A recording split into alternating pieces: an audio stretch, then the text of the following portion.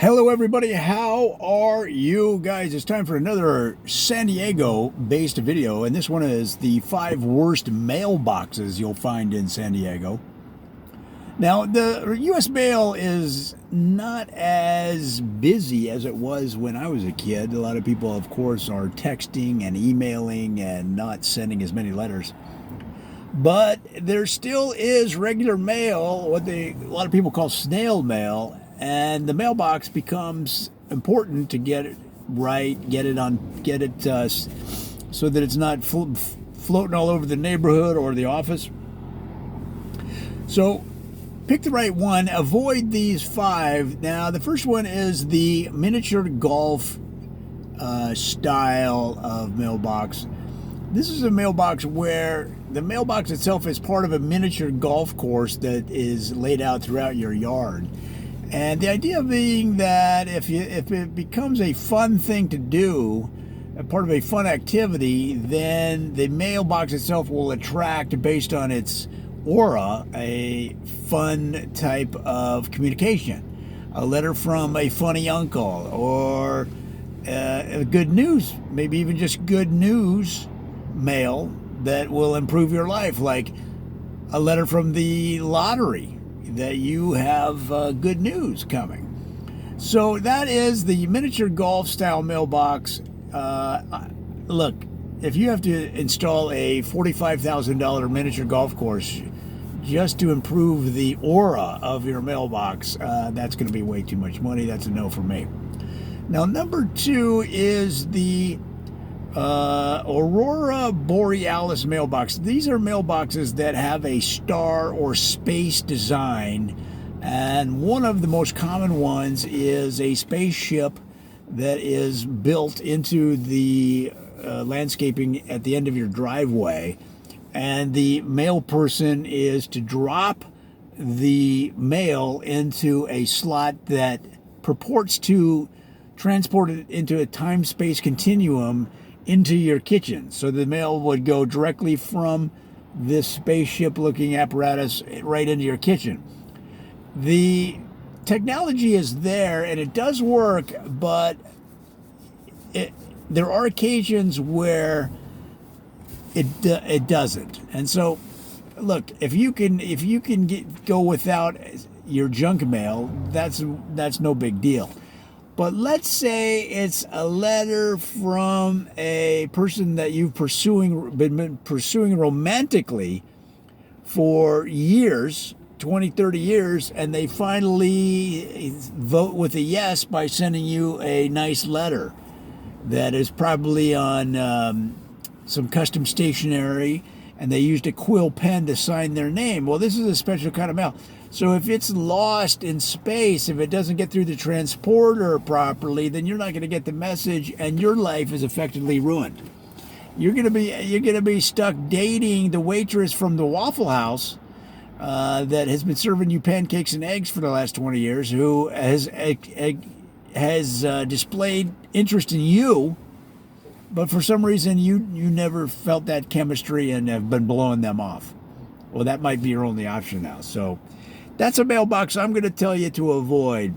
Now, the third one on our list is the Symphony mailbox. Symphony mailbox is actually an instrument in and of itself. So if you've been to the Symphony and you've seen them playing mailboxes, generally they're over in the percussion section. And, I've been to the LA Philharmonic. I've seen the mailbox players. A lot of them are really good with the flag. That's the flag that you put up if you have mail that you want the mail person to take. They're really good at the flag, and then they open up and close the door to the beat, or they'll thump on the side of the thing. And of course, the real stars are the ones that can thump on the side, do the door to get different percussive sounds, as well as bring the flag up and down to accent their main beat. Well, look, if I have to take a 4-year course at the Berklee College of Music just to play my mailbox properly, so that it impresses the mailbox person enough that they'll stop and give me my mail, Well, I don't have that kind of time. That's a no for me. Now, the fourth one that really is gaining a lot of interest in the United States, and that's the patriotic mailbox. And this is a mailbox that has the red, white, and blue colors in the United States. This is an American phenomenon. Has the red, white, and blue. And then it also has anti-artillery to keep people from driving. Now, there's a thing in America, I don't know about it in your country, but vandals will, in the winter or really anytime, drive up on a mailbox and smash it with a baseball bat. Or in the winter, they'll actually just drive right into it. They'll just drive right over the mailbox with their car. If they've got an old junker they don't care about, often in this country termed as a hoopty. A hoopty is a car that if it breaks down, your strategy is to not repair it. You just leave it at the side of the road, and then you go leave and save up to buy another hoopty. It's called a hoopty, eternal hoopties is that strategy. So in this case, the artillery is used by this patriotic mailbox to fend off potential vandals.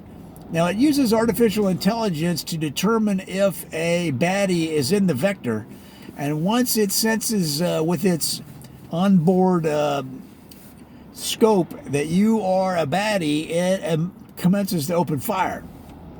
And it has our anti-artillery guns built in that raise above the mailbox and open fire on your vehicle. That sounds all dandy to keep vandals away. Nobody wants vandals around, but the problem is it's not entirely legal to have anti-artillery, even if it's a modified, smaller version, anti-artillery guns on your mailbox. So that's going to be a no for me.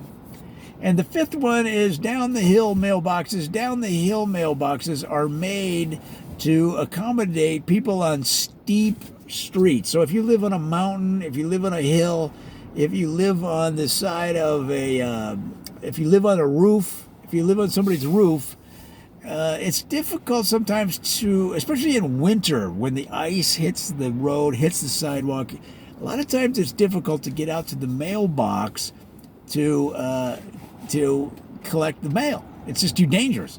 So the down the hill mailbox is a modified neighborhood version, and this is where everybody in the neighborhood has to agree to use this style. But the post person, the mail person, puts the mail as usual in the mailbox. It falls into a chute made of ice, and it all slides down to a collection area at the bottom of the hill. Now, the reason that this is useful is that you can then pick up the mail while you're on stable ground before you go up the hill to your house, or up the mountain, or up the side of a cliff. Some people live on the side of a cliff. Okay? And you say, well, why don't the mail person just put it in a regular mailbox at the bottom of the hill? Well, the problem with that is that it's a security issue. Because so often what has happened is bad guys have been robbing the mail person at the bottom of the hill, but they cannot access they cannot rob them on the icy slope. See what I mean? They fall down, they slide down.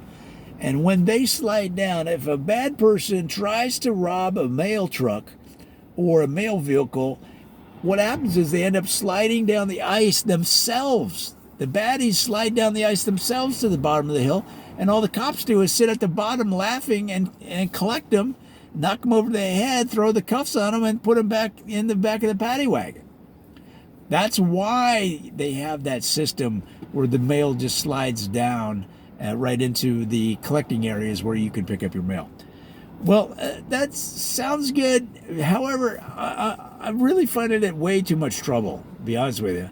And I'd much rather that they just put it in my mailbox and let me take my chances, because I wouldn't have any problem. I mean, if I lived on a slope with ice, I mean, I'd already know that I'd have to adjust my lifestyle to accommodate that difficulty. So, guys, those are 5 of the worst mailboxes in San Diego that you can think about. And so I'd avoid them. I'd avoid these mailboxes just go with a regular old mailbox and deal with the problems or opportunities as they arise.